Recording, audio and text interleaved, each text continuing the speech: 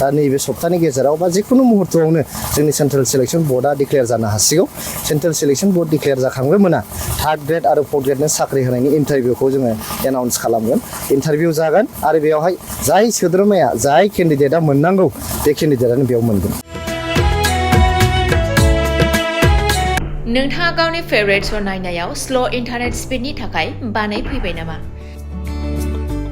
गोजोननि नोगोर क'क्राझाराव नोंथांमोननि थाखाय आर'नाइ टेक्न'लजिसआ लाबोदों high speed fibre optic broadband plans